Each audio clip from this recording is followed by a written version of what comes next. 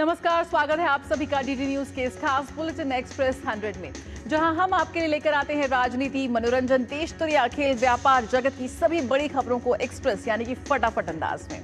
मैं हूं जया सिन्हा, तो आइए शुरुआत करते हैं एक्सप्रेस 100 की। उत्तरकाशी के धराली और हर्षिल में बादल फटने से मची तबाही के बाद बचाव अभियान युद्ध स्तर पर जारी। आईटीबीपी, एनडीआरएफ और एसडीआरएफ की टीमें रेस्क्यू में जुटी हुई। एनडीआरएफ के डिप्टी कमांडेंट अवनीश पुरोहित ने ताजा जानकारी में बताया कि एनडीआरएफ की 2 टीम धराली के लिए रवाना हो गई हैं। कुछ जगहों में भूस्खलन होने की वजह से टीम को आगे जाने में दिक्कतों का सामना करना पड़ रहा है। जैसे ही रोड खुलेगी, टीम आगे की ओर बढ़ेगी।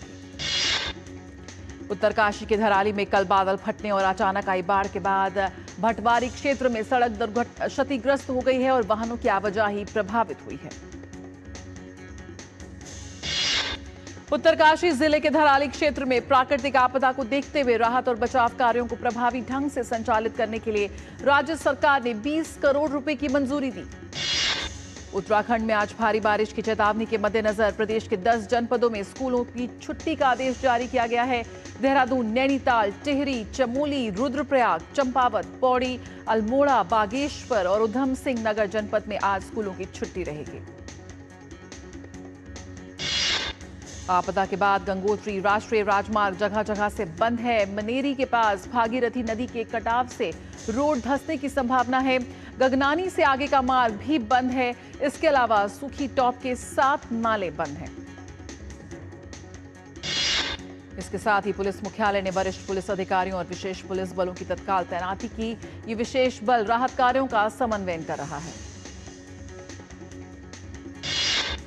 देहरादून, हरिद्वार, पौड़ी और टिहरी से कुल 160 पुलिसकर्मियों को आवश्यक राहत उपकरणों के साथ प्रभावित क्षेत्रों में तैनात किया गया है। वहीं भारतीय सेना भी युद्ध स्तर पर बचाव अभियान में जुटी है। उत्तराखंड के मुख्यमंत्री पुष्कर सिंह धामी ने प्रभावितों को सुरक्षित स्थानों तक पहुंचाने, आवश्यक चिकित्सा एवं राहत सामग्री उपलब्ध कराने के, घायलों को बेहतर उपचार मुहैया कराने सहित उन्हें हर संभव सहायता पहुंचाने हेतु प्रशासन को 24 घंटे अलर्ट मोड पर रहने के निर्देश दिए। सीएम धानी ने कहा, राहत और बचाव कार्यों में केंद्र सरकार का पूर्ण सहयोग प्राप्त हो रहा है और इस दौरान अधिकारियों को ये भी सुनिश्चित करने के निर्देश दिए हैं कि सभी प्रभावित को तक राहत पहुंचाई जाए और सभी संबंधित हेल्पलाइन नंबर 24 घंटे सक्रिय रहें। मौसम विभाग द्वारा प्रदेश के अनेक क्षेत्रों में अत्यधिक वर्षा की चेतावनी जारी की गई है। उत्तरकाशी में बादल फटने की घटना के संबंध में मुख्यमंत्री के प्रमुख सचिव और गढ़वाल मंडल के आयुक्त सहित वरिष्ठ अधिकारी देहरादून स्थित राज्य आपदा परिचालन केंद्र में स्थिति की निगरानी कर रहे हैं। लगातार बारिश से चमोली जिले में सड़कों का बुरा हाल। चमोली पुलिस ने जानकारी दी कि बद्रीनाथ राष्ट्रीय राजमार्ग NH58 पर पागल नाला और भनेर पानी के पास मलबा आने से सड़क अवरुद्ध हो गई है। मलबा हटाने और सड़क को सुचारू बनाने का काम जारी। उधर हरिद्वार में गंगा नदी का जलस्तर बढ़ने के चलते पुलिस हरिद्वार में गंगा घाटों से दूर रहने और सावधानी बरतने की घोषणा कर रही है। हरिद्वार में बारिश के बाद जलभराव की स्थिति भी देखने को मिली, जिससे वाहनों की रफ्तार थम गई, लोगों को दिक्कतों का सामना करना पड़ा। उत्तर प्रदेश में इस समय बाढ़ से 21 से ज्यादा जनपद बाढ़ से प्रभावित। प्रयागराज में 7 तहसीलें प्रभावित हैं। गंगा और यमुना के बढ़े हुए जलस्तर के कारण नदी के किनारे के इलाकों में भी पानी आ गया है। प्रशासन के द्वारा बाढ़ से बचाव के लिए रेस्क्यू अभियान जारी। वहीं प्रयागराज में बाढ़ पीड़ितों के लिए राहत शिविर बनाए गए हैं। कई क्षेत्रों में लगातार बारिश के कारण गंगा नदी का जलस्तर बढ़ने से वाराणसी के तटवर्ती इलाकों में पानी घुसा। गंगा में बढ़ते जलस्तर को देखते हुए नावों का संचालन बंद कर दिया गया है। उत्तर प्रदेश के मुख्यमंत्री योगी आदित्यनाथ के निर्देश पर राज्य में बाढ़ राहत कार्यों में तेजी। मुख्यमंत्री ने बाढ़ प्रभावित क्षेत्रों का हवाई सर्वेक्षण किया और स्थिति का जायजा लिया। हिमाचल प्रदेश के कई इलाकों में भी बारिश का कहर जारी। राजधानी शिमला सहित प्रदेश के कई हिस्सों में वर्षा हो रही है। शिमला में लगातार बारिश के कारण जाखू क्षेत्र में कई पेड़ उखड़े और स्थानीय सड़कें अवरुद्ध हुई। हिमाचल प्रदेश के मंडी और कुल्लू के बीच भारी बारिश और भूस्खलन के कारण चंडीगढ़ मनाली राष्ट्रीय राजमार्ग बंद। कर्नाटक के कई हिस्सों में बारिश का दौर जारी। हुबली में भारी बारिश के कारण तुलजा भवानी सर्कल क्षेत्र में जलभराव देखा गया। कर्नाटक के बीदर में लगातार बारिश के बाद एयरपोर्ट रोड पर जल भराव की स्थिति देखने को मिली। सड़कों पर पानी भरने के कारण वाहनों को निकलने में दिक्कतों का सामना करना पड़ा, जिससे कई जगहों पर जाम भी दिखाई दिया। पश्चिम बंगाल के कई हिस्सों में भी लगातार बारिश हो रही है। मेदिनीपुर शहर के कई इलाकों में भारी बारिश से जगह जगह पानी भरा और वाहन फंसे और यात्रियों को भारी परेशानियों का सामना करना पड़ा। तमिलनाडु में भी बारिश की स्थिति बनी हुई है। त्रिची में भारी बारिश से लोगों को आवाजाही में दिक्कतों का सामना करना पड़ रहा है। केरल के मलप्पुरम में भारी बारिश के कारण जलभराव से लोग परेशान। वहीं लगातार हो रही बारिश से नदियां उफान पर। प्रधानमंत्री नरेंद्र मोदी आज कर्तव्य भवन 3 का उद्घाटन करेंगे। ये कर्तव्य भवन सेंट्रल विस्टा के व्यापक परिवर्तन का एक हिस्सा है। कर्तव्य भवन 3 एक अत्याधुनिक कार्यालय परिसर होगा जो लगभग 1.5 लाख वर्ग मीटर क्षेत्र में फैला है। इसमें 2 बेसमेंट और भूतल सहित 7 मंजिलें हैं। इसमें गृह मंत्रालय, विदेश मंत्रालय, ग्रामीण विकास मंत्रालय, एमएसएमई मंत्रालय, कार्मिक और प्रशिक्षण विभाग, पेट्रोलियम एवं प्रधान वैज्ञानिक सलाहकार के कार्यालय होंगे। ये भवन पर्यावरणीय दृष्टिकोण से भी अत्यंत उन्नत होगा। इसमें rooftop solar panel, solar water heating system, आधुनिक एचवीएसी तकनीक और वर्षा जल संचयन प्रणाली जैसी हरित सुविधाएं हैं। संसद के मानसून सत्र के दौरान आज दोनों ही सदनों में कई अहम विधेयक चर्चा और पास किए जाने के लिए पेश होंगे। लोकसभा में 3 और राज्यसभा में 2 विधेयक सूचीबद्ध हैं। लोकसभा में वाणिज्य पोत परिवहन विधेयक 2024, राष्ट्रीय खेल शासन विधेयक 2025 और राष्ट्रीय डोपिंग रोधी संशोधन विधेयक 2025 पारित किए जाने के लिए पेश होंगे। वाणिज्य पोत परिवहन विधेयक 2024 की बात की जाए तो इस विधेयक के माध्यम से समुद्री संधियों और अंतर्राष्ट्रीय दस्तावेजों के तहत भारत के दायित्वों का अनुपालन सुनिश्चित किया जाना है। इसके साथ ही लोकसभा में राष्ट्रीय एंटी डोपिंग संशोधन विधेयक 2025 पर भी चर्चा सूचीबद्ध है। ये बिल राष्ट्रीय एंटी डोपिंग एक्ट 2022 में संशोधन का प्रयास करता है। वहीं राज्यसभा की कार्यसूची की बात की जाए तो राज्यसभा में आज 2 विधेयक समुद्र द्वारा माल वहन विधेयक 2025 और तटीय पोत परिवहन विधेयक 2025 चर्चा के लिए सूचीबद्ध है। समुद्र द्वारा माल वहन विधेयक 2025 भारतीय समुद्री माल परिवहन एक्ट 1925 का स्थान लेने का प्रयास करता है। एक्ट भारत के एक बंदरगाह से भारत के दूसरे बंदरगाह या दुनिया के किसी भी बंदरगाह तक माल की ढुलाई की जिम्मेदारियों, अधिकार और छूट से संबंधित प्रावधान करता है। इसके साथ ही दोनों सदनों में वित्त मंत्री निर्मला सीतारमण मणिपुर के लिए वित्त वर्ष 2025 और 26 के बजट से संबंधित अनुमानित प्राप्तियों और व्यय का विवरण प्रस्तुत करेंगे। श्री बांके बिहारी मंदिर ट्रस्ट अध्यादेश 2025 की संवैधानिक वैधता को चुनौती देने वाली याचिका पर आज इलाहाबाद हाई कोर्ट में सुनवाई होगी। वाराणसी के ज्ञानव्यापी मामले में आज इलाहाबाद हाई कोर्ट में फिर से सुनवाई होगी। ये सुनवाई वजूखाने की एएसआई सर्वे से जुड़ी एक याचिका को लेकर होगी। पिछली सुनवाई 4 जुलाई को हुई थी, जिसमें हाईकोर्ट ने अगली सुनवाई के लिए 6 अगस्त की तारीख तय की थी। ज्ञानव्यापी परिसर में कथित तौर पर एक शिवलिंग की तरह की संरचना पाए जाने के बाद विवाद बढ़ गया था। राजधानी दिल्ली में पुस्तक मेले 2025 का आयोजन किया जा रहा है। ये मेला भारत के प्रमुख साहित्यिक आयोजनों में से एक है, जो हर साल हजारों पाठकों, लेखकों, छात्रों, विद्वानों, प्रकाशकों और पुस्तक प्रेमियों को आकर्षित करता है। कांग्रेस नेता राहुल गांधी आज झारखंड के चाईबासा कोर्ट में चल रहे एक मानहानि मुकदमे में पेश होंगे। चाईबासा के एमपी एमएलए स्पेशल कोर्ट ने राहुल गांधी के खिलाफ वारंट जारी करते हुए व्यक्तिगत तौर पर उपस्थित होने का निर्देश दिया है। पश्चिम बंगाल में नेता प्रतिपक्ष शुवेंदु अधिकारी के काफिले पर हमले की घटना पर शुवेंदु अधिकारी ने कहा कि हमला करने वाले लोग सभी बांग्लादेशी मुसलमान हैं। हालांकि तृणमूल कांग्रेस ने इन आरोपों को सुनियोजित नाटक करार दिया है।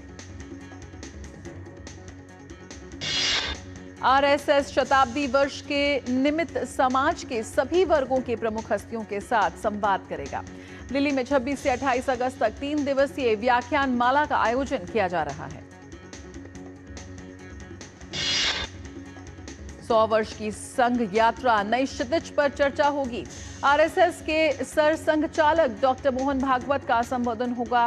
देश भर में भी संघ 1000 से ज्यादा संगोष्ठियां आयोजित होंगी। सूचना एवं प्रसारण राज्य मंत्री डॉक्टर एल मुरुगन ने कहा कि केंद्र सरकार भारत को एक फिल्म फ्रेंडली डेस्टिनेशन बनाने के लिए कई कदम उठा रही है। आज नई दिल्ली में राज्यों और केंद्र शासित प्रदेशों की सूचना एवं जनसंपर्क सचिवों के राष्ट्रीय सम्मेलन को संबोधित करते हुए उन्होंने कहा कि इंडिया सिनेमा हब पोर्टल में सुधार कर इसे फिल्मों के लिए एकीकृत सिंगल विंडो सिस्टम बनाया गया है। प्रधानमंत्री नरेंद्र मोदी के आदर्श वाक्य विकास भी विरासत भी के बीते दिनों झलक देखने को मिली, जो 127 वर्षों के लंबे इंतजार के बाद भगवान बुद्ध के अवशेष ब्रिटेन से भारत वापस लाए गए।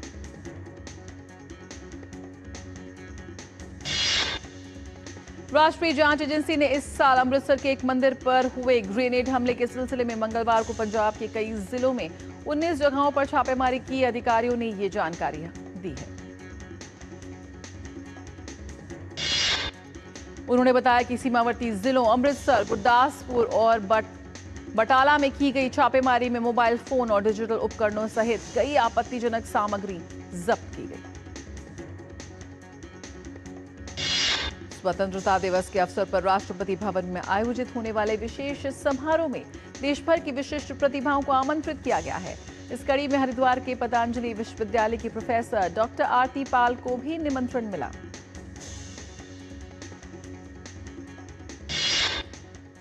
वक्त है एक छोटे से ब्रेक का, जल्द हाजिर होते हैं।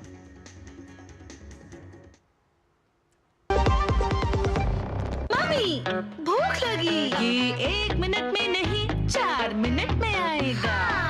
थोड़ा वक्त लगेगा पर सेहत को पाएगा। NDH सूजी वर्मिसेली सबका दिल आएगा। NDH सूजी वर्मिसेली, सेहत भी स्वाद भी। QR कोड स्कैन करो, 5000 का कैशबैक पाओ। वाह, दिल बन गया। UPI पिन एंटरिंग सिर्फ पैसे भेजने के लिए है। RBI कहता है जानकार बनिए, सतर्क रहिए। मेरी पसंद, मेरी पसंद, मेरी पसंद, मेरी पसंद, हमारी पसंद। हम सबकी पसंद। मजबूत देश का मजबूत सरिया हो गया स्टील। भाई बहुत असमंजस में हूँ, अपने आप से ही सवाल करके परेशान हूँ। भाई तू ठीक तो है? रिटायरमेंट के बाद लाल स्पोर्ट्स कार लूं या वर्ल्ड टूर? एक काम कर, तू खाली पुलाव बना, मैं ऑर्डर कर रहा हूँ। पुलाव नहीं, plan. Sorry, plan. Life insurance का रिटायरमेंट प्लान, गारंटीड पेंशन के साथ। अब तेरे भाई के हर सपने होंगे पूरे। भाई तेरी ये स्पोर्ट्स का 2 सीटर है ना? अब पुलाव कौन बना रहा है? ये आवाज में बात मत किया। ओके सॉरी नॉर्मल बात कर रहे हैं भैया। सपनों को रखो सुरक्षित रिटायरमेंट प्लान के साथ। सबसे पहले लाइफ इंश्योरेंस। ब्रेक के बाद स्वागत है, आप देख रहे हैं एक्सप्रेस 100। बढ़ते हैं व्यापार जगत की खबरों की ओर। तो आरबीआई आज चालू वित्त वर्ष 2025 और 26 की तीसरी मौद्रिक नीति की करेगा घोषणा। मौद्रिक नीति में भारतीय अर्थव्यवस्था से जुड़े रेपो रेट, जीडीपी ग्रोथ और महंगाई जैसे प्रमुख पैरामीटरों का आंकलन पेश किया जाएगा। लगातार 3 बार 100 आधार अंकों की कटौती के बाद ब्याज दरों में ठहराव की उम्मीद। आरबीआई गवर्नर संजय मल्होत्रा सुबह 10 बजे मौद्रिक नीति समिति की प्रस्ताव की घोषणा करेंगे। केंद्रीय सहकारिता मंत्री अमित शाह ने कहा कि सरकार सहकारिता आधारित श्वेत क्रांति 2.0 के तहत अगले 5 वर्षों में दूध की खरीद में 50% वृद्धि के लिए कर रही है काम। अमित शाह ने संसदीय सलाहकार समिति की दूसरी बैठक की अध्यक्षता करते हुए सहकारी क्षेत्र के लिए सरकार की महत्वाकांक्षी योजनाओं की रूपरेखा पेश की। इसमें 2 लाख बहुउद्देशीय सहकारी समितियों की स्थापना का लक्ष्य भी शामिल है। रक्षा मंत्री राजनाथ सिंह की अध्यक्षता में रक्षा अधिग्रहण परिषद ने लगभग 67,000 करोड़ रुपए की कुल लागत के विभिन्न प्रस्तावों को दी मंजूरी। इससे बीएमपी की रात्रिकालीन ड्राइविंग क्षमता में होगी वृद्धि और मैकेनाइज्ड इन्फेंट्री को बेहतर गतिशीलता और परिचालन को मिलेगा लाभ। दिल्ली के जनपद में 11वें राष्ट्रीय हथकरघा दिवस का हुआ भव्य आयोजन। इस अवसर पर हॉट ऑन व्हील्स यानी कि हाट on wheels mobile retail van और 116 पारंपरिक बुनाई शैलियों की विशेष प्रदर्शनी का शुभारंभ हुआ। आयोजन में भारत भर की 116 विशिष्ट बुनाई शैलियां प्रदर्शित की गई हैं, जो विविध और समृद्ध हथकरघा परंपराओं की जीवन झलक प्रस्तुत करती है। इस कार्यक्रम का उद्घाटन केंद्रीय वस्त्र मंत्री गिरिराज सिंह ने किया। गिरिराज सिंह ने कहा कि हथकरघा न केवल हमारी सांस्कृतिक पहचान का प्रतीक है, बल्कि एक ग्रामीण अर्थव्यवस्था की रीढ़ है और देश भर में लाखों बुनकरों की आजीविका का आधार है। आयकर विभाग द्वारा कर चोरी सर्वेक्षणों के माध्यम से बीते 3 वित्त वर्षों में कुल 77,871.44 करोड़ रुपए की अघोषित आय को पकड़ा गया। केंद्रीय मंत्री पंकज चौधरी ने बताया कि 3 वित्तीय वर्षों की अवधि में तलाशी और जब्ती अभियान के तहत 3,344 समूहों की तलाशी ली गई, जिसके परिणाम स्वरूप 6,824.34 करोड़ रुपए की संपत्ति जब्त की गई। मिला जुला कारोबार के बीच 24 कैरेट के सोने की कीमत 1 लाख रुपए के पार, वहीं चांदी की कीमत में 500 रुपए से अधिक की बढ़त देखी गई। बुनियादी शिक्षा में सुधार की दिशा में एक महत्वपूर्ण कदम उठाते हुए अदानी फाउंडेशन और अदानी इलेक्ट्रिसिटी ने प्रोजेक्ट उत्थान के लिए बीएमसी के साथ एक समझौता पत्र पर हस्ताक्षर किए।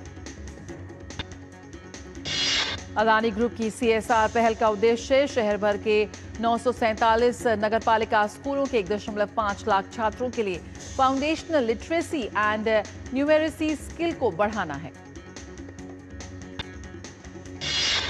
केंद्रीय प्रत्यक्ष कर बोर्ड ने संसद को सूचित किया कि केवल 2 वित्त वर्षों में वर्चुअल डिजिटल एसेट ट्रांजैक्शन में लगभग 630 करोड़ रुपए की अघोषित आय का पता लगाया गया। केंद्र सरकार ने दोहराया कि 500 रुपए के नोटों की सप्लाई बंद करने का कोई प्रस्ताव नहीं और एटीएम से 100 रुपए और 200 रुपए के नोटों के साथ साथ 500 रुपए के नोट भी निकलते रहेंगे। मॉर्गन स्टैनली की रिपोर्ट के अनुसार आने वाले दशकों में भारत वैश्विक अर्थव्यवस्था में बड़ी भूमिका निभाएगा। रिपोर्ट में कहा गया है कि भारत विश्व का सबसे अधिक मांग वाला उपभोक्ता बाजार बन जाएगा। दूरसंचार सेवा प्रदाता भारती एयरटेल का चालू वित्त वर्ष की पहली तिमाही में शुद्ध लाभ सालाना आधार पर 43% बढ़कर 5,947.9 करोड़ रुपए रहा। चीनी कंपनी एंड फाइनेंशियल ने डिजिटल भुगतान मंच पेटीएम की मूल कंपनी 197 कम्युनिकेशंस में अपनी समूची 5.84% हिस्सेदारी करीब 3,980 करोड़ रुपए में बेची। बॉम्बे स्टॉक एक्सचेंज के अनुसार भारत के लघु एवं मध्यम उद्यम लिस्टिंग प्लेटफॉर्म बीएसई एनएसई ने 600 लिस्टिंग का आंकड़ा पार किया। भारत के म्यूचुअल फंड उद्योग का अप्रैल जून तिमाही में हाल ही में जारी आईपीओ में कुल निवेश 5,294 करोड़ रुपए से अधिक रहा। इजरायल के प्रधानमंत्री बेंजामिन नेतन्याहू ने गाजा पट्टी में लगभग 22 महीने से चल रहे संघर्ष के लिए नई रणनीति को अंतिम रूप देने के लिए वरिष्ठ सुरक्षा अधिकारियों से की मुलाकात। नेतन्याहू ने गाजा पट्टी पर पूर्ण सैन्य कब्जा करने का समर्थन किया। इजरायल सरकार गाजा पट्टी के इस क्षेत्र में भी सैन्य तैनात करने पर विचार कर रही है, जो अभी उसके नियंत्रण में नहीं है। प्रधानमंत्री कार्यालय ने एक बयान में कहा कि नेतन्याहू ने लगभग 3 घंटे तक एक सीमित सुरक्षा चर्चा की। इसमें सेना प्रमुख इयाल जमीर ने गाजा में अभियान जारी रखने के विकल्प प्रस्तुत किए।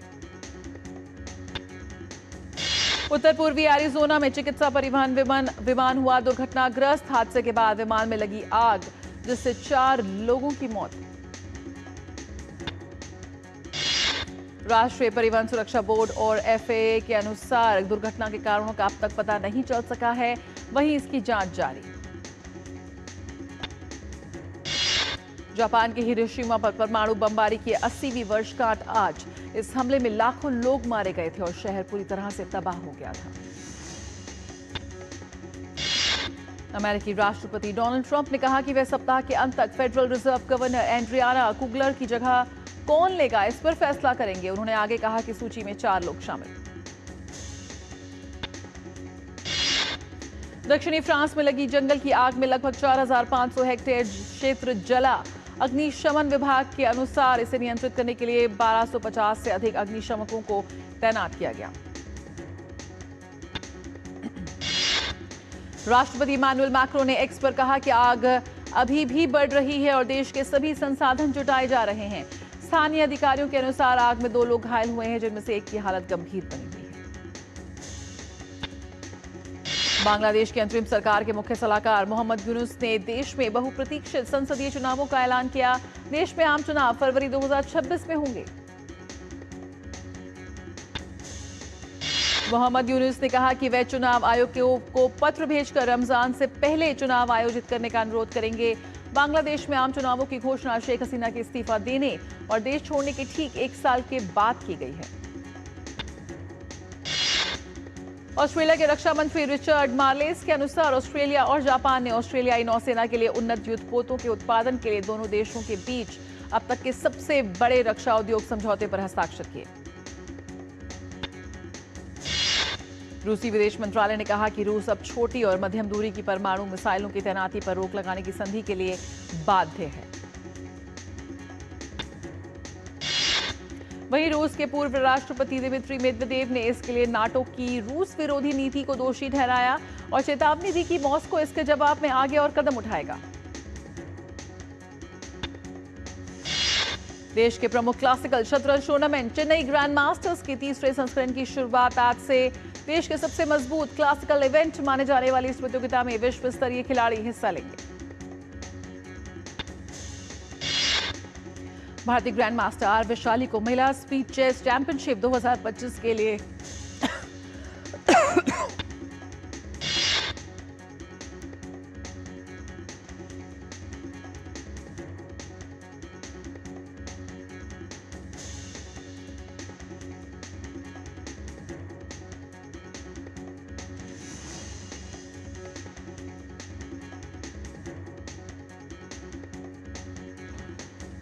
और भारतीय पुरुष हॉकी टीम ऑस्ट्रेलिया का करेगी दौरा। बिहार में आयोजित होने वाले एशिया कप से पहले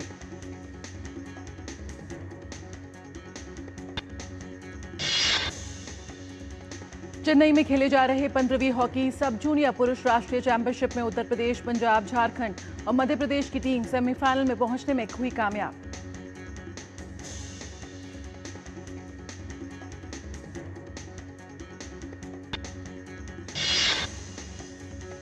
अंडर 19 एशियन बॉक्सिंग चैंपियनशिप में भारतीय मुक्केबाजों का शानदार प्रदर्शन जारी। 7 महिला मुक्केबाजों ने पदक किए पक्के। इंग्लैंड क्रिकेट टीम के मुख्य कोच ब्रैंडन मैकलम का कहना है कि उन्होंने उन क्षेत्रों की पहचान कर ली है जहां इंग्लैंड को एशेज से पहले सुधार करना होगा। न्यूजीलैंड टीम के ऑलराउंडर खिलाड़ी नाथन स्मिथ चोट के चलते दूसरे टेस्ट से हुए बाहर। स्मिथ की जगह अब ऑलराउंडर जैकरी फोक्स को टीम में शामिल किया गया है। पोर्तो के पूर्व कप्तान जॉर्ज कोस्टा का 53 साल की उम्र में दिल का दौरा पड़ने से हुआ निधन। साल 2004 में पुर्तगाली क्लब को चैंपियंस लीग खिताब दिलाने में निभाई थी अहम भूमिका। आरबी लेipzig के स्ट्राइकर बेंजामिन सेस्को के मैनचेस्टर यूनाइटेड में शामिल होने की संभावना को मिला बल। 85 मिलियन यूरो में क्लब कर सकता है बेंजामिन से डील। लिवरपूल के खिलाड़ी टाइलर मॉर्टन को लियान ने 15 मिलियन पाउंड में क्लब के साथ जोड़ा। मॉर्टन ने साल 2021 में लिवरपूल के लिए किया था डेब्यू। एस्टन विला ने नाइस स्ट्राइकर इवान पेसन को 26 मिलियन पाउंड में क्लब के साथ जोड़ा। नाइस के लिए पिछले सीजन में किया था शानदार प्रदर्शन। कनाडा की विक्टोरिया बोको ने कनाडा ओपन के सेमीफाइनल में बनाई जगह। क्वार्टर फाइनल में स्पेन की जेसिका बोजास को दी मात। जापान के नाओमी ओसाका कनाडा ओपन में सेमीफाइनल में पहुंच गई हैं। ओसाका ने क्वार्टर फाइनल मैच में एलिना को 6-2 से दी शिकस्त। यूएस ओपन से पहले एमा रेडुकानु का बड़ा कदम। राफेल नडाल के पूर्व कोच फ्रांसिस रोए को फुल टाइम बेसिस पर अपनी टीम के साथ जोड़ा।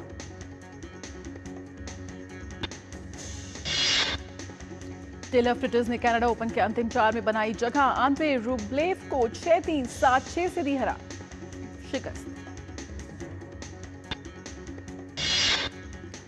एक्सप्रेस न्यूज में फिलहाल इतना ही। खबरों का सिलसिला जारी रहेगा। मुझे दीजिए इजाजत। नमस्कार।